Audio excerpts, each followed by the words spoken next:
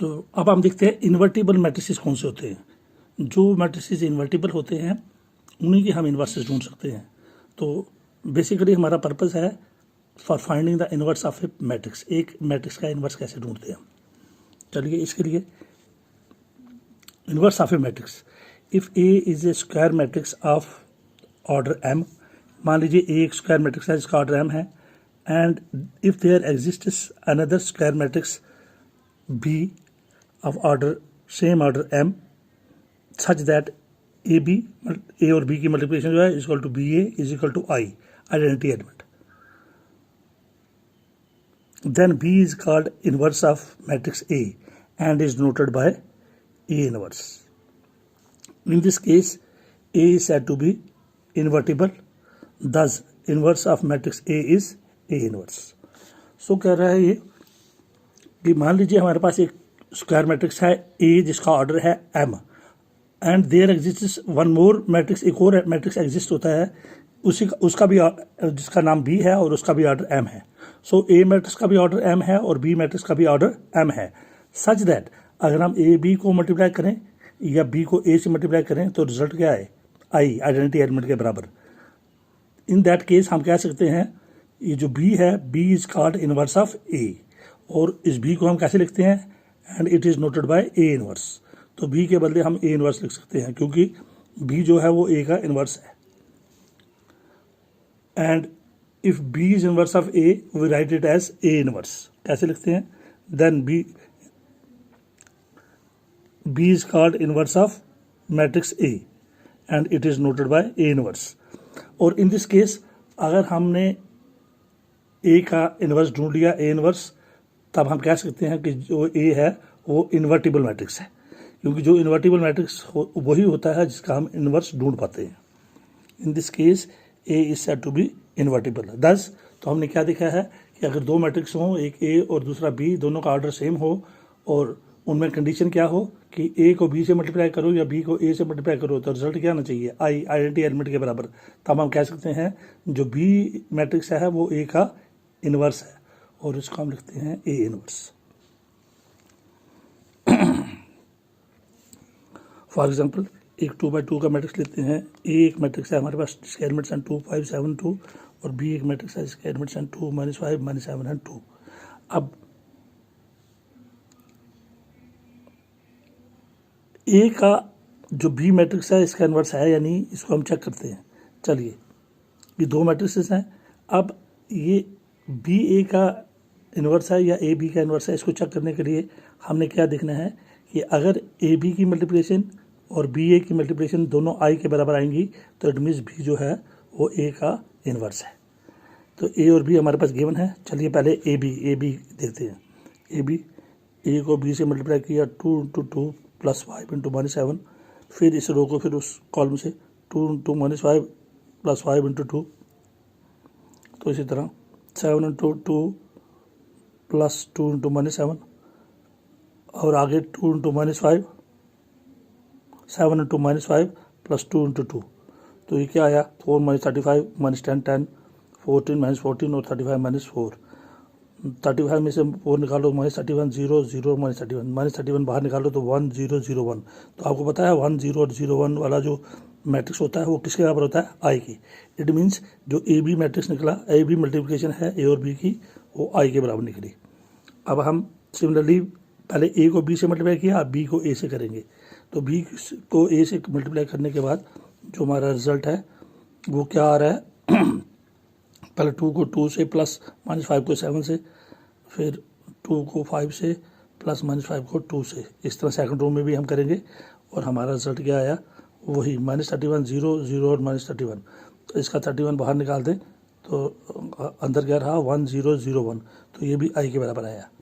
अब चूंकि हमारी जो मल्टीप्लिकेशन ए बी है, since A B is equal to B A B I के बराबर आया 1 0 0 1 जिसके एलिमेंट्स हैं, और बी आई के बराबर आया, इसके भी एलिमेंट्स हैं 1 0 0 1।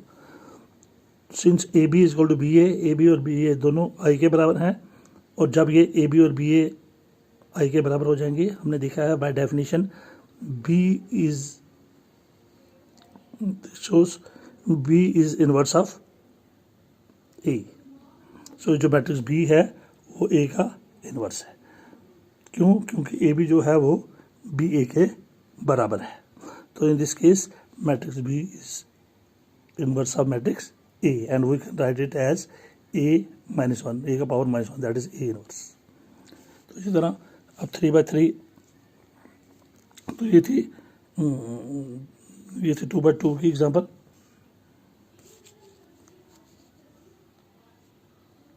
तो जिसे हमने देखा, सो एक मैट्रिक्स का इन्वर्स हम कैसे ढूंढ पाते हैं? If we have a matrix A of order M and there exists one more matrix B of order M of same order M, then such that अगर ए बी को मल्टीप्लाई करें या बी को ए से मल्टीप्लाई करें तो result आए आई identity element के बराबर, आई के बराबर, then we can say that ये जो बी मैट्रिक्स है वो ए का इन्वर्स है और इसको हम लिखते हैं ए का power minus one. Thus B is inverse of A and we write it as A का power minus one, A inverse. So अगर हम किसी भी मैट्रिक्स का इन्वर्स, अब बी किसका इन्वर्स है? ए का, तो इट मीन्स हमने मैट्रिक्स ए का इन्वर्स ढूंढ लिया है। तो कोई भी मैट्रिक्स जिसका हम इन्वर्स ढूंढ पाएँ, इन दैट केस उस मैट्रिक्स को इन्वर्टिबल मैट्रिक्स कहते हैं। चलिए, तो आज आगे हम नेक्स्ट प्रोसीड करते हैं। इन पे हम क्वेश्चंस करेंगे, कल प्रैक्टिस करेंगे। एलिमेंट्री ऑपरेशंस या transformations of a matrix for finding the inverse of a matrix. तो किसी भी मैट्रिक्स का इन्वर्स ढूंढने के लिए कुछ एलिमेंट्री ऑपरेशंस या ट्रांसफॉर्मेशंस जिनको हम कहते हैं वो हम करते हैं। तो 6 ऑपरेशंस है, देयर आर 6 ट्रांसफॉर्मेशंस और operations which we do for finding the inverse of a matrix. तो ये 6 कौन कौन सी ऑपरेशंस हैं या ट्रांसफॉर्मेशंस हैं जिनको हम करते हैं? पहला है इंटरचेंजिंग ऑफ एनी 2 रोज और कॉलम्स। कोई भी 2 रोज आपस में इंटरचेंज कर लो, या टोटल देयर आर 3 रो, ये जो 6 ऑपरेशंस हैं, 3 for rows and 3 for columns, total 6 है। तो फर्स्ट ऑप्शन क्या है? इंटरचेंजिंग ऑफ एनी 2 रोज और कॉलम्स। हम किसी भी मैट्रिक्स की 2 रोज को आपस में इंटरचेंज कर सकते हैं या 2 कॉलम्स को आपस में इंटरचेंज कर सकते हैं। इट मीन्स आयत रो को जेथ रो से इंटरचेंज कर सकते हैं या आयत कॉलम को जेथ कॉलम से इंटरचेंज कर सकते हैं। सो अगर आर आई को आपस में, दोनों साइड एरो का मुंह है, वो इंटरचेंज हो गया आपस में, इसकी जगह वो ले लेगा, तो हम आर जे से इंटरचेंज कर सकते हैं। तो आयत रो को जेथ कॉलम से इंटरचेंज कर सकते हैं इनके साथ रोज, और कॉलम में सी आई गोज टू सी जे, आयत कॉलम को हम जेथ कॉलम से इंटरचेंज, वो उसकी जगह ले लेगा, वो उसकी, जिस तरह फर्स्ट रो थर्ड रो की जगह ले लेगी, थर्ड फर्स्ट की ले लेगी, या फर्स्ट सेकंड की ले लेगी, सेकंड फर्स्ट की ले लेगी। इसी तरह फर्स्ट रो जो है वो थर्ड रो की जगह फर्स्ट कॉलम थर्ड कॉलम की जगह ले लेगा और थर्ड कॉलम फर्स्ट कॉलम की जगह ले लेगा। सिमिलरली तो 2 ऑपरेशंस हो गए। इसी तरह multiplication of the elements of any row by column, row और कॉलम बाय नॉन ज़ीरो। तो ज़ीरो को छोड़ के हम किसी भी रो के एलिमेंट्स को या किसी भी कॉलम के एलिमेंट्स को किसी भी नंबर से मल्टीप्लाई कर सकते हैं। मान लो R1 गोज टू, R1 को हम किसी भी नंबर से मल्टीप्लाई कर सकते हैं ज़ीरो को छोड़ के, तो आर आई बन गया। इस तरह सी आई को हम किसी भी नंबर के से मल्टीप्लाई करेंगे, वहाँ पर भी के आर आई बन गया। तो जब कॉलम को किया सी आई गोज टू के सी आई, तो किया तो रो को हम किसी के से मल्टीप्लाई कर सकते हैं किसी भी नंबर से, के कैन बी 2, 3, 5 एनीथिंग। इसी तरह या कॉलम, किसी भी कॉलम को हम किसी भी नंबर से मल्टीप्लाई करके के सी आई उसके बराबर चेंज कर सकते हैं। सो ये के कैन बी एनीथिंग 2, 3, 5। इस तरह 2 और 2 4 हो गए। तो last 2, addition to the elements of any row or column, the corresponding elements of the other row or column।